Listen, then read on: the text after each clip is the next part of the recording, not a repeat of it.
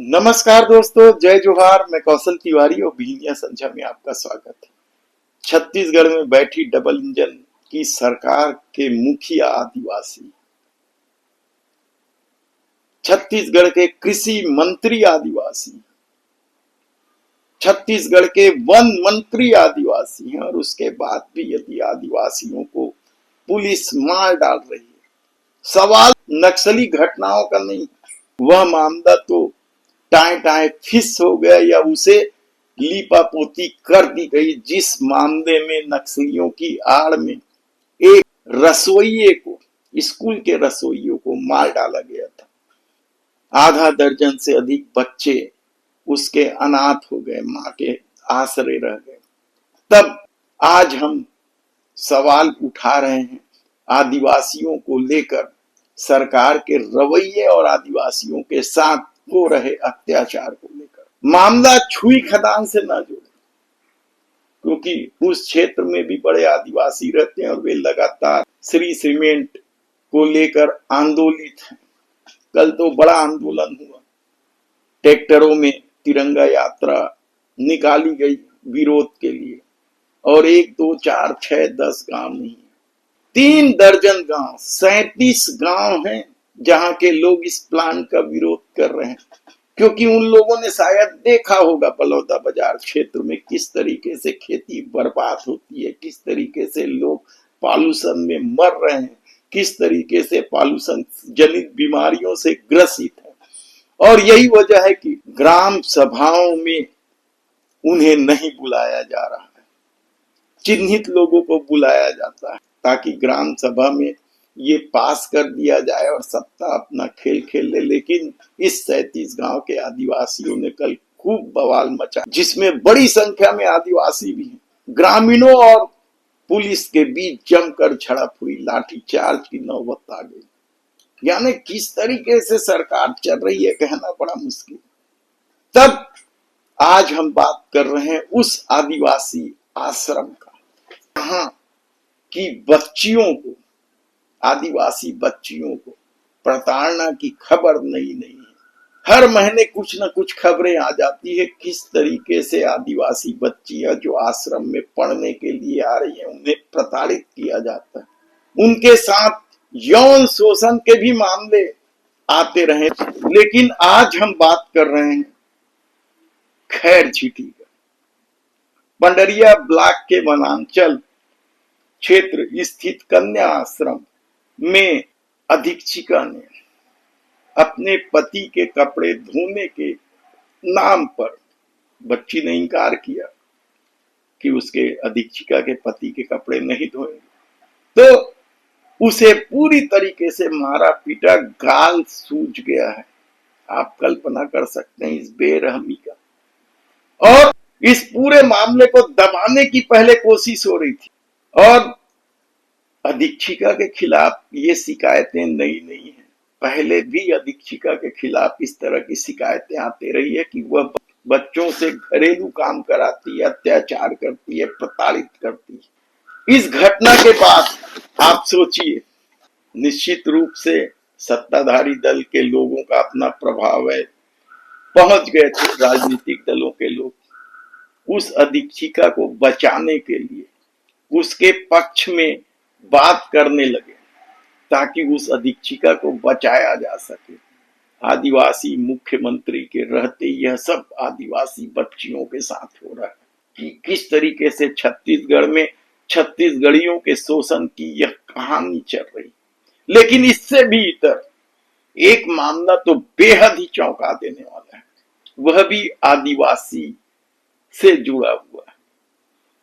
कांग्रेस का नेता है दिनेश ठाकुर, उसके खिलाफ रिपोर्ट लिखाई जाती है कि वह वन पट्टे को फर्जी ढंग से अपने नाम में करा लिया, और सत्ता यदि बीजेपी की हो तो कांग्रेसी कैसे बच सकते हैं, और दिनेश ठाकुर की गिरफ्तारी हो जाती है। 12 अक्टूबर को उसकी गिरफ्तारी होती है, और 1.5 महीने बाद 2 दिसंबर को उसे तबीयत खराब होने के नाम पर अचानक मेकाहारा रायपुर ले आया जाता है।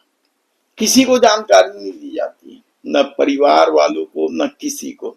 तो क्या जेल में उसके साथ ज्यादती हुई? क्या जेल में उसके साथ मारपीट हुई, प्रताड़ना हुई? कहना बड़ा मुश्किल, क्योंकि यदि सत्ता चाह ले तो बड़ा मुश्किल है इन सब बातों का पता करना, क्योंकि जेल उनका, पुलिस उनका, सरकार उनकी, तो बड़ा मुश्किल है। और ऐसे परिस्थिति में अचानक बगैर किसी को जानकारी दिए 2 दिसंबर को उसे मेकाहारा राजधानी रायपुर ले आया जाता है, जहां 4 दिसंबर को उसकी मौत हो जाती है। और तब परिवार वालों को सूचना दी जाती है। परिवार वालों ने शव लेने से इनकार कर दिया।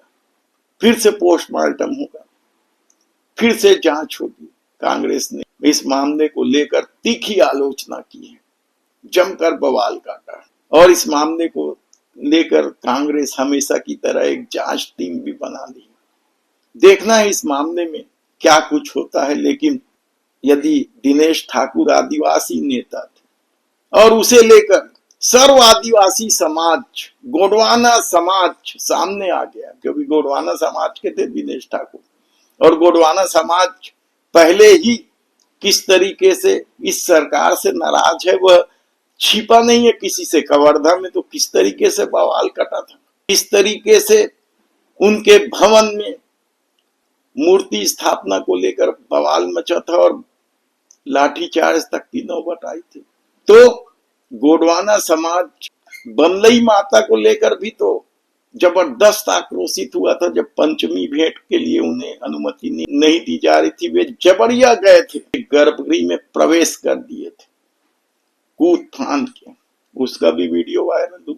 यानी आदिवासी मुख्यमंत्री के रहते आदिवासियों के साथ इस तरह का खेल यदि सत्ता कर रही है तो बड़ा मुश्किल है। ऐसे में कांग्रेस नेता विकास उपाध्याय ने जिस मामले को उठाया है, क्या वह चिंता की बात नहीं है? इस प्रदेश के नौनिहालों के जान के साथ खिलवाड़ करने का नहीं। पहले सुन लीजिए विकास उपाध्याय ने क्या कहा। पार्टी की डबल इंजन की सरकार और लगातार सरकार में किस प्रकार से भ्रष्टाचार और कमीशनखोरी चल रही है, ये सामने निकल कर आ रहा है। पीएम पोषण स्कीम के माध्यम से जो कुपोषित बच्चों को भोजन दिया जाता है, उसमें इस्तेमाल किए गए एल्युमिनियम के कुकर को लेकर एक बड़ा भ्रष्टाचार। 28 से 30 हजार कुकर पूरे प्रदेश में बांटे गए। सेंट्रल गवर्नमेंट के सर्कुलर के बावजूद, जिस सर्कुलर में खास तौर पर लिखा गया है कि एल्युमिनियम के बर्तन का उपयोग पोषण आहार में नहीं करना है, उसके बावजूद राज्य सरकार ने टेंडर किया, ऑनलाइन टेंडर के माध्यम से एल्युमिनियम के कुकर का इस्तेमाल करने की बात कही। और ये कुकर 27 से 28 हजार की संख्या में है, जो पूरे प्रदेश में 7 से 8 करोड़ की लागत से इसका सप्लाई करने का काम किया गया है। बच्चों को मौत के मुंह में ढकेलने का काम भारतीय जनता पार्टी की सरकार के द्वारा किया जा रहा है। मोदी की गारंटी की बात करते हैं, मोदी की गारंटी पर के नाम पर काम की बात करते हैं, लेकिन जो भारतीय जनता पार्टी की केंद्र की सरकार ने जो सर्कुलर जारी किया, जिसमें खास तौर पर एल्युमिनियम के बर्तन से क्या क्या बीमारी होगी उसके बारे में उल्लेख किया हुआ है, उसके बावजूद भारतीय जनता पार्टी की सरकार कमीशनखोरी और भ्रष्टाचार करने के लिए ये जहर वाला, जो जहर पकाने का काम कर रहा है, ऐसे कुकर को बच्चे लोगों के सामने उनके खाने पर उसने में इस्तेमाल कर दिया। इसको लेकर महत्वपूर्ण प्रेस कॉन्फ्रेंस हम लोगों ने आयोजित की।